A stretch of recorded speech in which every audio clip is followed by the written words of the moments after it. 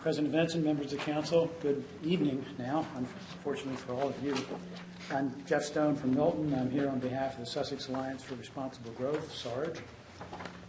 SARG joins with the Office of State Planning to oppose this proposed change in land use designation and to support maintaining the low-density designation. This proposed change will have profound ramifications for Sussex County, far beyond the parcels involved.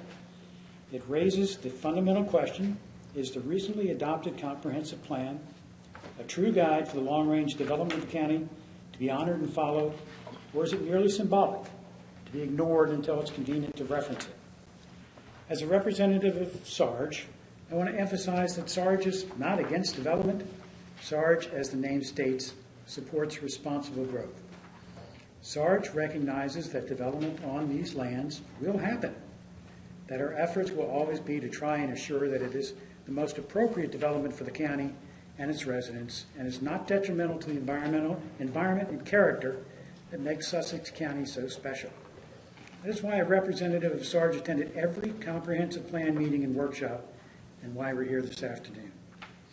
We are disappointed, of course, in the Planning and Zoning Commission's decision to recommend this change, but note that the representative from District 3, the district most directly impacted by this proposal, the person with the most in-depth knowledge of the conditions and concerns, voted to oppose it.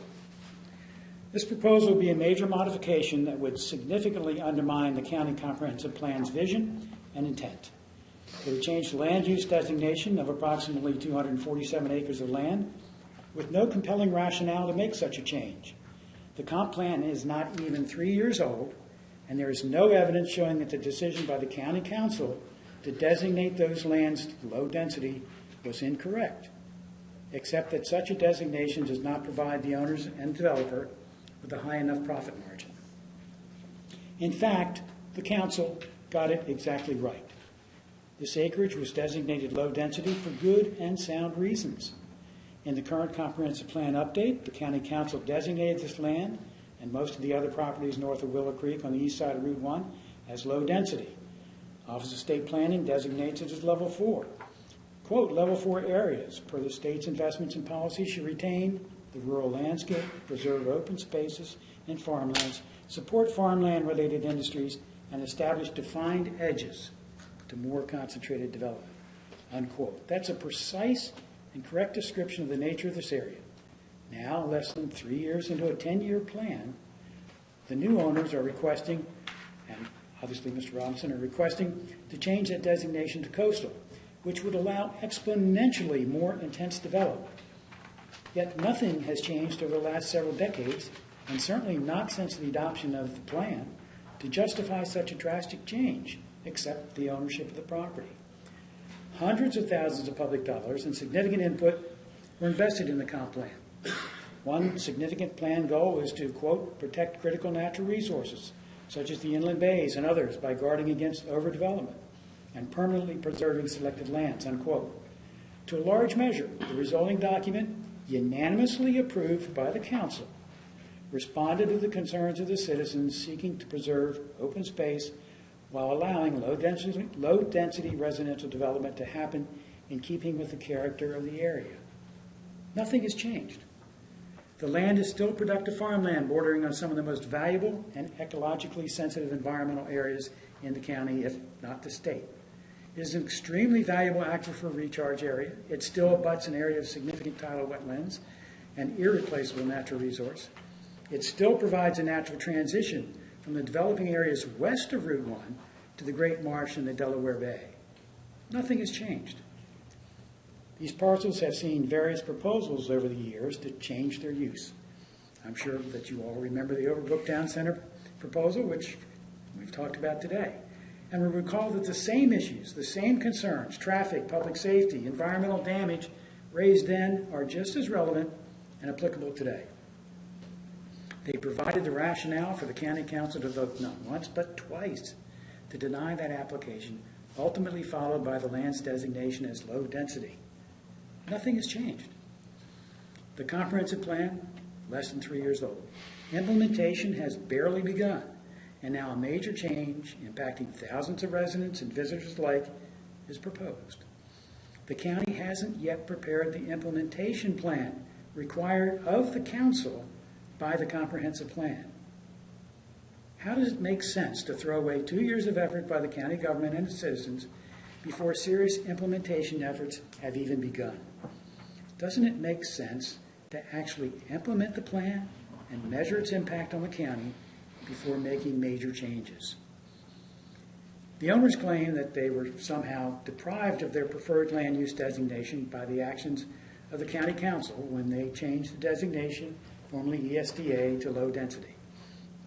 To repeat myself, in fact, the county council got it exactly right.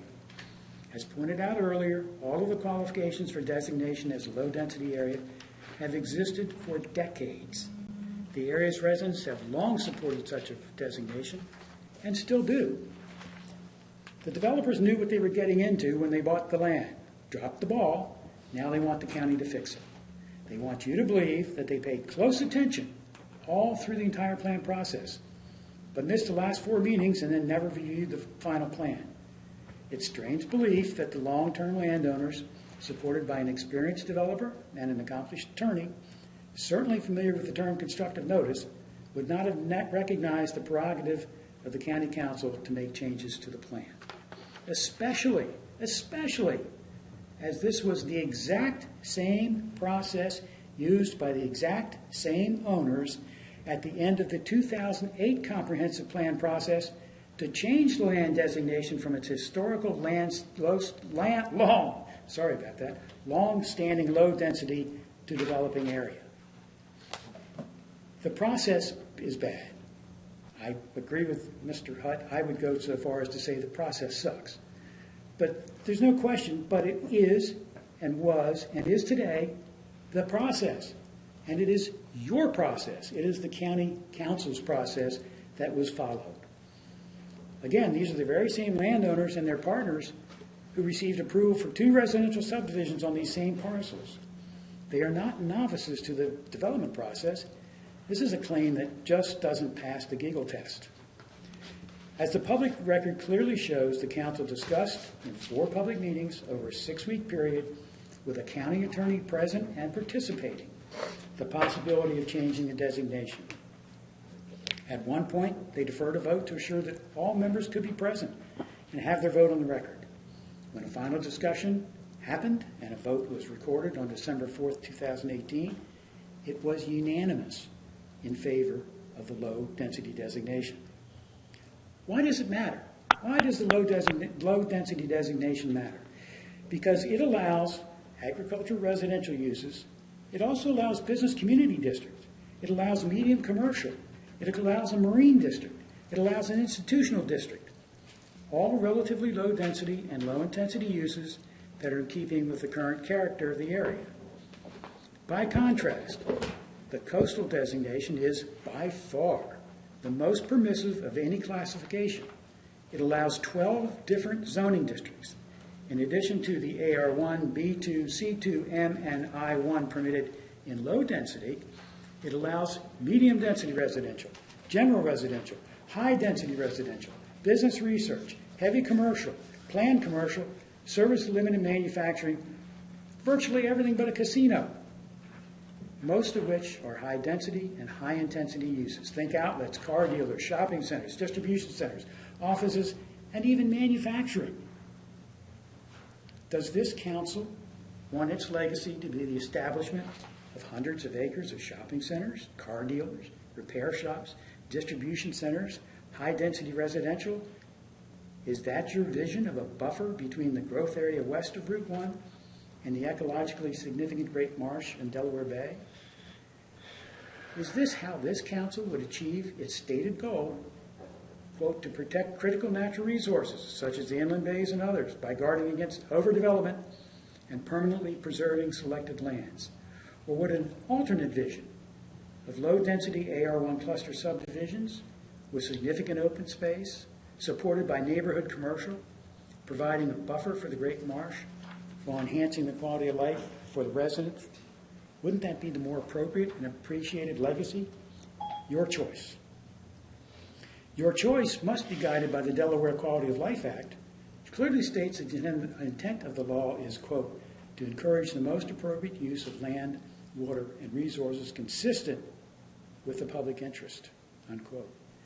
Your deliberations must balance all of these considerations, not just the special interest of a few.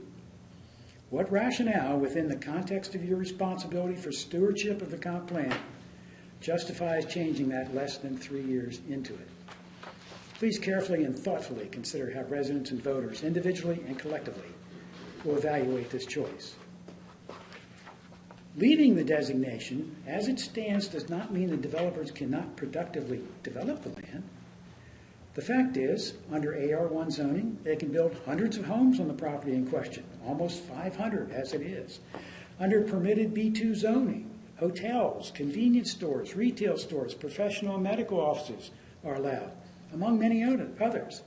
Under C2, all of those, plus restaurants, banks, assisted living, and other long-term care facilities, wineries and brew pubs, and again, many other commercial uses.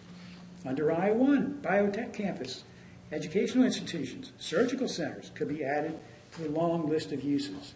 In fact, there are 116 commercial uses allowed. Too many to list here, so we've attached a list of the commercial uses permitted in an area designated low density. And we did not even include the marine category.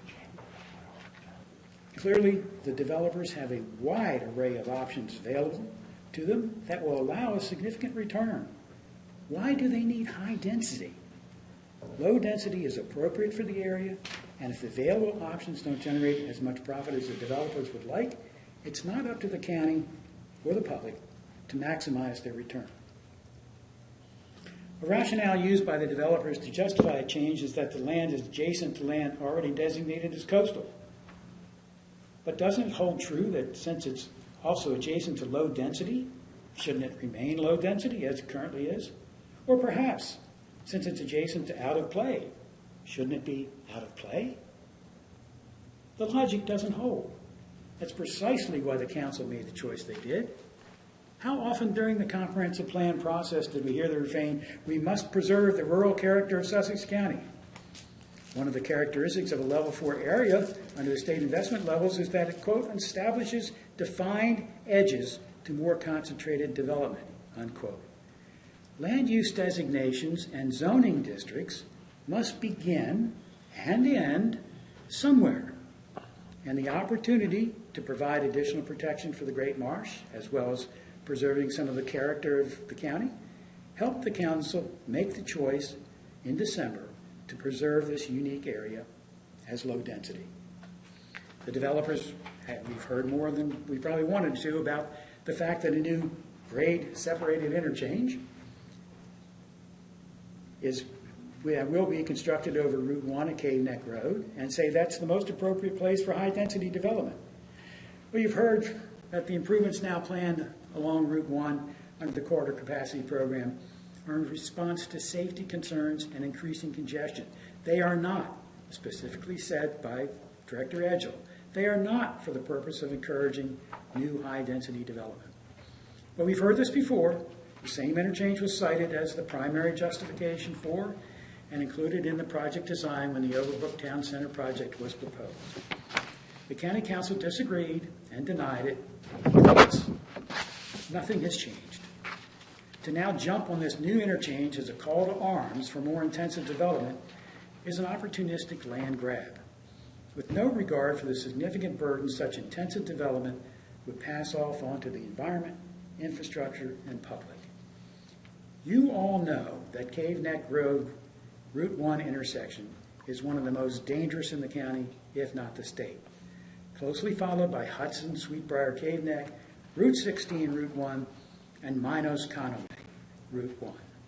The improvements at these locations are designed to reduce the extremely high accident rates, personal injuries, and property damage caused by inadequate infrastructure that can't safely handle the volumes of traffic already flowing as well as that anticipated in the future.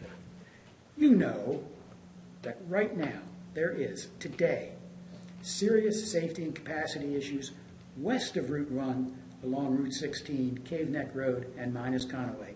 And when all of these roundabouts and overpasses are complete in the next 6-8 years, all three of those roads will still be 2-lane, unlimited access, high-volume roads running through established residential neighborhoods, all with entrances and some individual driveways entering on those roads. You, individually and as a public body, know all too well how far behind DelDOT's planned infrastructure improvements are to resolving existing capacity and safety issues in Sussex County. DelDOT's planning is based on the County Comprehensive Plan, and that plan designates the east side of Route 1 as low density. There is no capacity issue east of Route 1 currently, and if a low density designation is maintained, there will not be. Allowing heavy commercial and high density housing on the east side will create new and significant capacity issues on both sides. The traffic generated will simply overwhelm the tens of millions of dollars the state is investing in improvements, and the residents and visitors are back to traffic hell. Does it make sense to create significantly more traffic before we know if the projects not even underway will actually work to alleviate the current problems? We have all been disappointed before. If this proposal is approved, the council might as well include all property on the east side of Route 1 from Willow Creek to Milford. Once one of these properties changes, especially one as ecologically critical as this one, all of the dominoes must fall. We've heard the justification time and time again. You gave it to him, so you must give it to me. Although it doesn't seem apparent in Sussex County, developers have no right to develop anything more than what the land use designation and zoning allows. There is no right to change a land use designation because it doesn't fit their business model. There's no right to rezoning because the yield of the current zoning doesn't have enough return. The county has the sole authority to determine what land use best serves the community at large. And in this case, the decision by the county council, responding to the clear desire of the citizens, was that the most appropriate use of the lands east of Route 1 is low-density residential, neighborhood commercial, and open space. Please do not repeat the mistakes of the past and create another 5 points or duplicate the dreadful condition at the outlets and along Route 1 south of 5 points. Protect the Great Marsh and the rural character of Sussex County. The new comp plan gives the county the opportunity to change course from the overdevelopment patterns of the last 10 years to a balance between rational growth that serves the community and preservation of the quality of life, history, and environment of Sussex County. We need to take advantage of this opportunity, not cut it off before it begins. Give the new comprehensive plan a chance to be implemented. You might like the results. If you start making changes now, you will never know what was missed. We challenge the council to honor the efforts of the previous council and the citizens who worked long and hard to craft a meaningful, relevant growth plan by implementing it to the greatest extent possible. This would be a monumental and incredibly laudable accomplishment by this council. It's a simple choice. Take the old road and continue to lose the things that make Sussex Sussex, or choose a new path that enhances that which made Sussex special. It's in your hands. We respectfully request that the County Council preserve this strip of rural character of the county and deny this application. Thank you. Best wishes for a happy holiday season. Merry Christmas. Thank you. Sir.